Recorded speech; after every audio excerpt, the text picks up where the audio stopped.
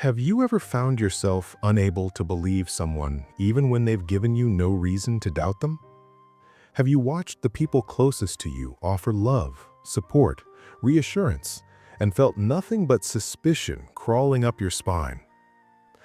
Maybe you've lain awake at night replaying conversations, dissecting every word for hidden meanings, convinced that somewhere beneath the surface, everyone is lying.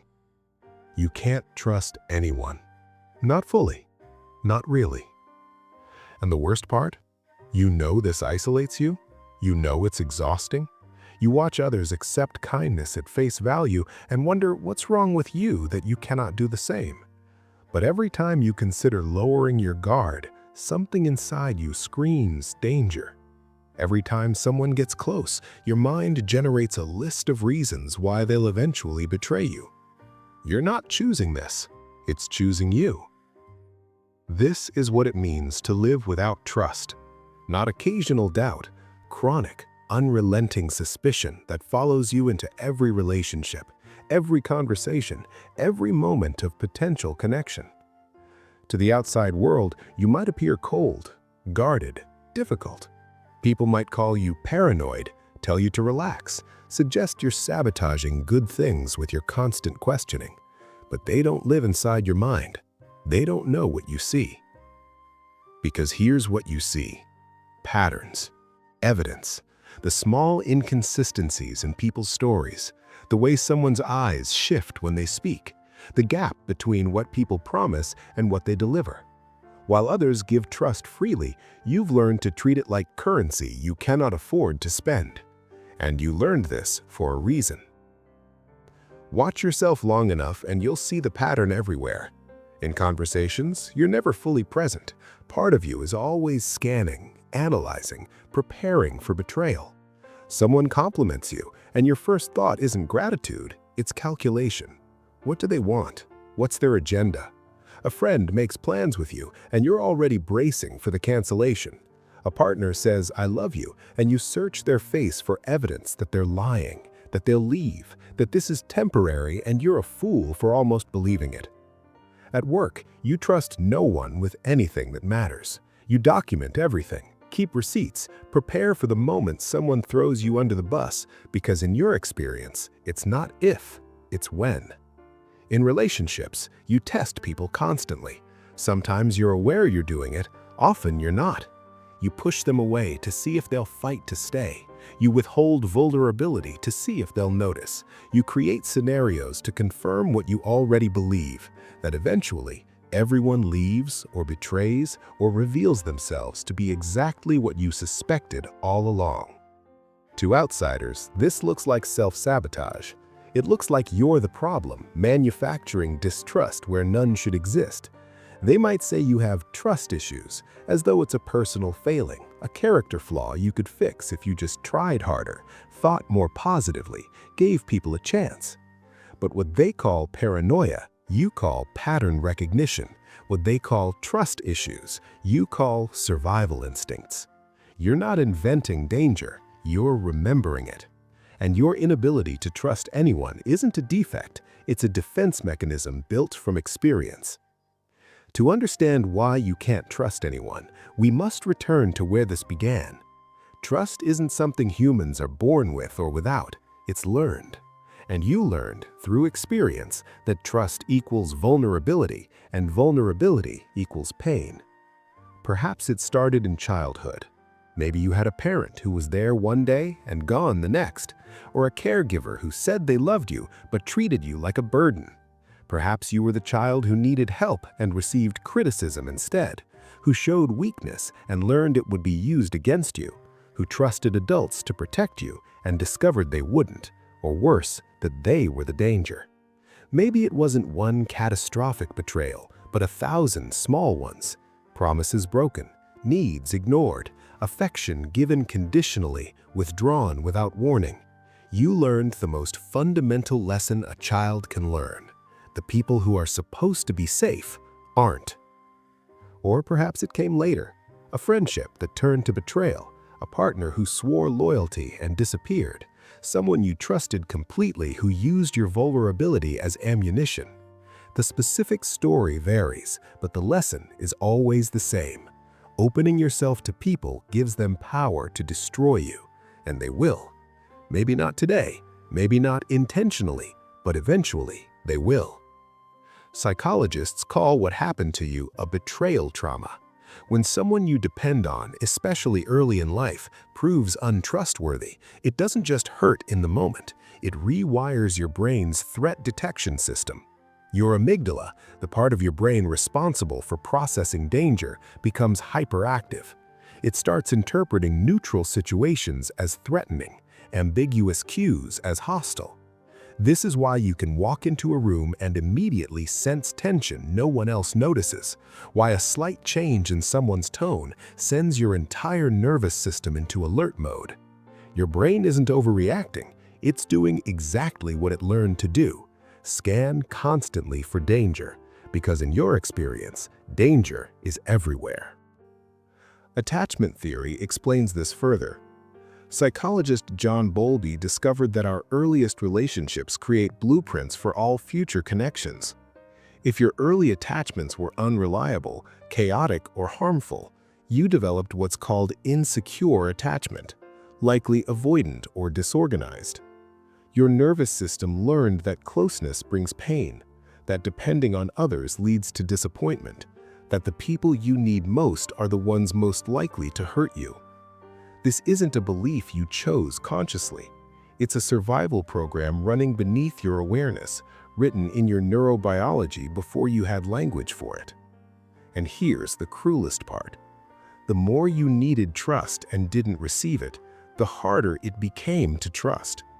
Each betrayal didn't just add evidence, it fundamentally altered your brain's architecture. Your capacity to trust didn't just diminish, it transformed into its opposite. Hypervigilance replaced faith, suspicion replaced openness. The part of you that wants connection is still there, aching beneath the surface. But the part that survived has built walls so high that nothing gets through, including love, even when it's real. This is the cost of being someone who can't trust anyone. Profound, relentless isolation. Not just physical aloneness, but the psychological isolation of never being able to fully rest into connection. You want intimacy, you crave it sometimes with an intensity that surprises you. But the moment someone gets close, every alarm in your system activates. You find reasons to doubt them, you catalog their flaws with forensic precision. You prepare for their departure by leaving first, emotionally if not physically, so it will hurt less when they inevitably go. Relationships become exhausting cognitive labor. You're constantly assessing, weighing evidence, running scenarios. Can I believe this person? What aren't they telling me? When will they turn on me? The mental load of perpetual threat assessment is immense. You never get to experience the relief others seem to feel, the ease of simply trusting that someone means what they say, that their affection is genuine, that you don't need to monitor every interaction for signs of decay. The opportunities lost because they required trusting others, the collaborations avoided, the love rejected because accepting it felt more dangerous than pushing it away, the friendships that died because you couldn't bring yourself to be vulnerable, and vulnerability is what makes friendship real.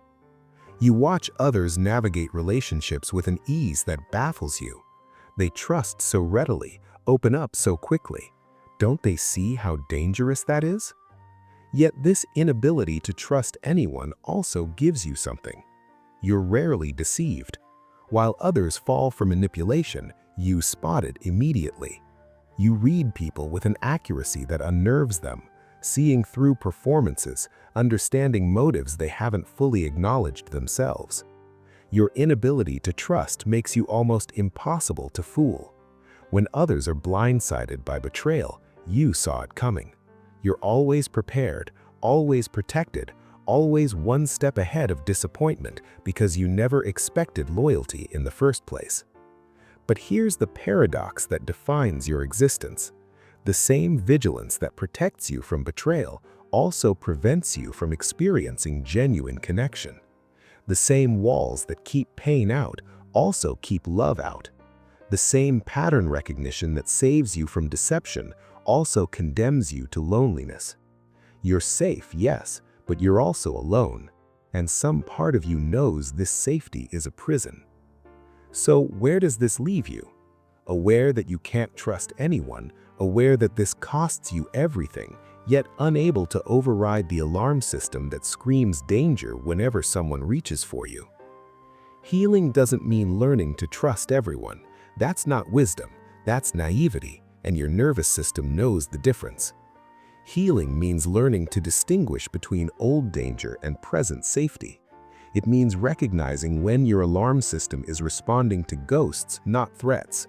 It means building tolerance for vulnerability in small doses with people who've proven themselves trustworthy through consistent behavior over time. What serves this is understanding that trust doesn't have to be absolute. You can trust someone partially, conditionally, in specific contexts. You can trust incrementally, starting small, gathering evidence, and adjusting based on what you observe. This isn't cynicism, this is wisdom. Trust that's earned through demonstrated reliability over time is more valuable than trust given blindly. Find people who understand that your inability to trust isn't a rejection of them, it's a response to what happened before them. People who don't demand immediate intimacy but prove themselves through patience. Who recognize that your caution comes from experience, not coldness. You don't need many, you need the right ones. And perhaps slowly, you can learn that not everyone operates from the blueprint that hurt you, that some people mean what they say, that consistency exists, that you can take small risks without catastrophic consequences. Not because people are trustworthy in general, but because specific people, through specific actions, over specific time frames, have earned specific trust. Your inability to trust anyone isn't a character flaw. It's evidence that you survived something that taught you survival requires vigilance. The fact that you protect yourself so carefully speaks to your intelligence, not your damage. You're not broken for being unable to trust. You're calibrated to a world that proved itself untrustworthy. Your suspicion isn't paranoia, it's memory.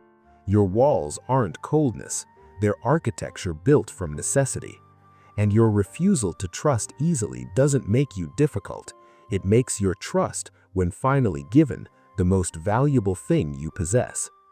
The question isn't why you can't trust anyone. The question is, after everything that taught you not to, how are you still brave enough to keep trying? Thanks for watching. If this gave you real understanding, let me know in the comments. Which part hit hardest?